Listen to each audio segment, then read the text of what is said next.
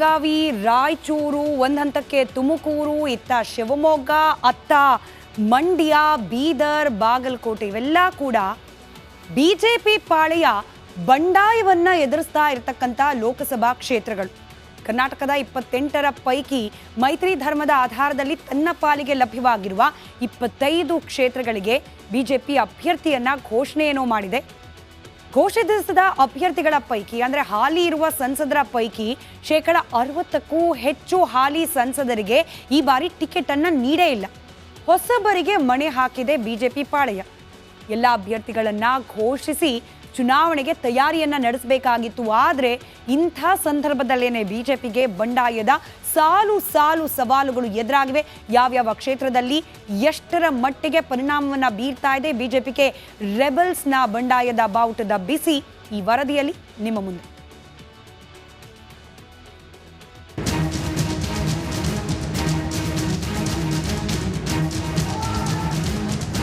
BJP ಪಾಳೆಯದಲ್ಲೂ ಸಾಲು ಸಾಲು ಬಂಡಾಯ ಸೃಷ್ಟಿಯಾಗಿದೆ. ಚಿತ್ರದುರ್ಗ ಟಿಕೆಟ್ ತಪ್ಪಿದ್ದಕ್ಕೆ ರಘುಚಂದನ್ ಕೆರಳಿದ್ದು ಬಂಡಾಯ ಅಭ್ಯರ್ಥಿಯಾಗಿ ರಘುಚಂದನ್ ಕಣಕ್ಕಿಳಿಯಲು ನಿರ್ಧರಿಸಿದ್ದಾರೆ. ಈಗಲೂ ಸಮಯ ಇದೆ, ಕಾರಜೋಳ ಸ್ಪರ್ಧೆಯಿಂದ ಹಿಂದೆ ಸರಿಲಿ ಎಂದು ಗುಟುರು ಹಾಕಿದ್ದಾರೆ. ನಾವಂತೂ ತೀರ್ಮಾನ ಮಾಡಿದ್ವಿ ಸರ್, ಚುನಾವಣೆ ಅಖಾಡದಲ್ಲಿ ಇರಬೇಕು. ಅದನ್ನು ಯಾವ ರೀತಿ ಇರಿಸ್ಕೋಬೇಕು ಅನ್ನೋದು ಪಾರ್ಟಿ ಕೈಲಿದೆ ಸರ್. ನಮ್ಮ ಪ್ರಶ್ನೆ ಒಂದೇ ಸರ್, ಗೋವಿಂದ ಕಾರಜೋಳ ಅವ್ರಿಗೆ ಚಿತ್ರದುರ್ಗ ಏನು ಸರ್, ಗೋವಿಂದ ಕಾರಜೋಳ ಅವ್ರಿಗೆ ಏನು ಸಂಬಂಧ ಇದೆ ಅಂತ ಕೊಡ್ತೇವೆ. ಎಷ್ಟು ತಾಲೂಕಿದೆ ಅಂತ ಗೊತ್ತಾ, ಎಷ್ಟು ಹೋಬಳಿ ಇದೆ ಅಂತ ಗೊತ್ತಾ, ಜಿಲ್ಲಾ ಪಂಚಾಯತ್ ಸದಸ್ಯರು ಗೊತ್ತಾ, ತಾಲೂಕು ಪಂಚಾಯತ್ ಸದಸ್ಯರು ಗೊತ್ತಾ. ಇವತ್ತು ನಮ್ಮ ಜಿಲ್ಲೆಯಲ್ಲಿ ಕಾರ್ಯಕರ್ತ ಮೂಲವಾಗಿ ಸಮಸ್ಯೆ ಅನುಭವಿಸೋದು ಏನಂತ ಗೊತ್ತಾ, ಏನಾದ್ರು ತಿಳ್ಕೊಬೇಕಲ್ಲ ಸರ್. ಯಾರೋ ಒಬ್ಬ MLC ಹೇಳ್ದ, ಯಾರೋ ಒಬ್ಬ XML ಹೇಳ್ದ ಅಂತೇಳಿ ಅವ್ರು ಬಂದುಬಿಟ್ರೆ ಏನು ಸರ್. ಒಬ್ಬರು ಭಾಳ ಅಂತರದಲ್ಲಿ ಹೋಗಿದ್ದಾರೆ, ಒಬ್ಬರು ಸ್ವಲ್ಪ ಅಂತರದಲ್ಲಿ ಉಳ್ಕೊಂಡಿದ್ದಾರೆ. ಅಂಥವ್ರ ಮಾತು ಕಟ್ಕೊಂಡು ನೀವು ಬಂದುಬಿಟ್ರೆ. ರಾಯಚೂರು ಲೋಕಸಭಾ ಬಿಜೆಪಿ ಟಿಕೆಟ್ ವಂಚಿತ ತಿಪ್ಪರಾಜು ಹವಲ್ದಾರ್ ಕರೆದಿದ್ದ ಸಭೆಯಲ್ಲಿ ಕಾರ್ಯಕರ್ತರು ಹಾಗೂ ಪ್ರಮುಖರ ನಡುವೆಯೇ ವಾಗ್ವಾದ ನಡೆಯಿತು. ಬಿಜೆಪಿ ಅಭ್ಯರ್ಥಿ ವಿರುದ್ಧ ಗೋ ಬ್ಯಾಕ್ ಘೋಷಣೆ ಕೂಗಲಾಯಿತು. ಆದ್ರೆ ಸಭೆ ಬಳಿಕ ತಿಪ್ಪರಾಜು ಹವಲ್ದಾರ್ ಉಲ್ಟಾ ಹೊಡೆದ್ರು.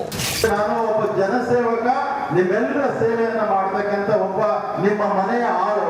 ಹಾಗಾಗಿ ತಾವು ಏನು ನನಗೆ ಆದೇಶ ಕೊಡ್ತೀರಿ, ತಾವು ನನಗೆ ಏನು ನಿರ್ದೇಶನ ಕೊಡ್ತೀರಿ ಆ ನಿಟ್ಟಿನಲ್ಲಿ ಕೆಲಸ ಮಾಡ್ತೀನಿ ಹೊರತು ನಿಮಗೆ ವಿರುದ್ಧವಾಗಿ ನಾನು ಯಾವತ್ತೂ ನಡ್ಕೊಳ್ಳಲ್ಲ ಅಂತಕ್ಕಂಥ ಮಾತನ್ನ ಮೊಟ್ಟ ಮೊದಲನೇದಾಗಿ ಕೊಡ್ತೀನಿ ಬಂಧುಗಳೇ.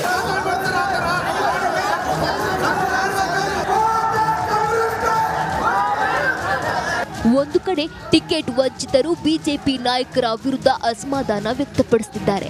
ಅತೃಪ್ತರನ್ನ BS ಯಡಿಯೂರಪ್ಪ ಸಮಾಧಾನ ಮಾಡ್ತಿದ್ದಾರೆ.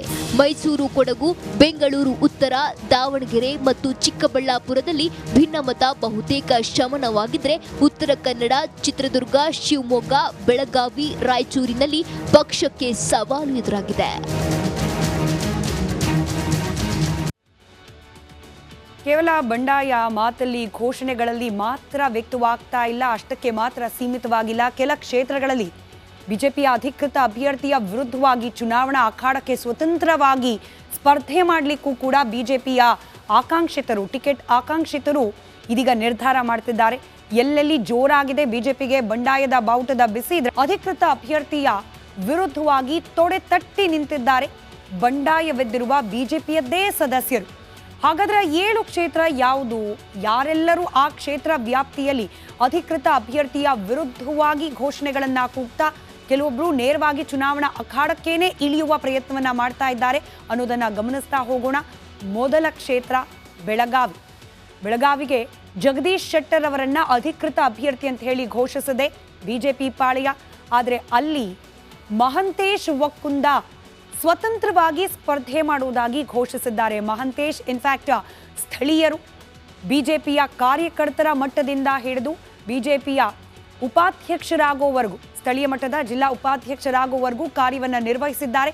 ಹಂತ ಹಂತವಾಗಿ ಪಕ್ಷ ಸಂಘಟನೆಯಲ್ಲಿ ಅವರದೇ ಆದ ಪಾತ್ರವನ್ನು ನಿರ್ವಹಿಸಿದ್ದಾರೆ.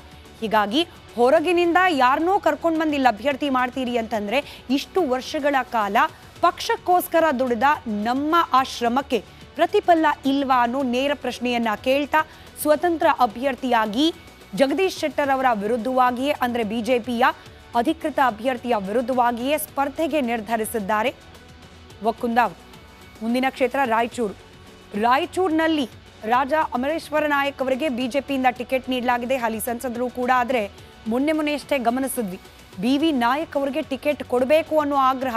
ಯಾವಾಗ ಕೊಡೋದಿಲ್ಲ ಅನ್ನೋದು ಗೊತ್ತಾಯಿತು, ರಸ್ತೆಯಲ್ಲಿ ಟೈರ್ ಸುಟ್ಟು ಮೈ ಮೇಲೆ ಡೀಸೆಲ್ ಸುರಿದುಕೊಂಡು BV ನಾಯಕ್ ಅವರ ಅಭಿಮಾನಿಗಳು, ಅವರ ಪರವಾಗಿರ್ತಕ್ಕಂಥ ಬಿಜೆಪಿಯ ಕಾರ್ಯಕರ್ತರು ದೊಡ್ಡ ಮಟ್ಟದ ಪ್ರತಿಭಟನೆಯನ್ನೇ ನಡೆಸಿಬಿಟ್ರು. ಹೀಗಾಗಿ BV ನಾಯಕ್ ಅವರ ಅನುಯಾಯಿಗಳು, ಅವರ ಬೆಂಬಲಕ್ಕೆ ನಿಂತಿರುವ ಬಿಜೆಪಿಯ ಕಾರ್ಯಕರ್ತರು ರಾಯಚೂರಿನ ಅಧಿಕೃತ ಬಿಜೆಪಿ ಅಭ್ಯರ್ಥಿಗೆ ಕಂಟಕವಾಗೋ ಸಾಧ್ಯತೆಗಳು ದಟ್ಟವಾಗ್ತಾ ಇದೆ.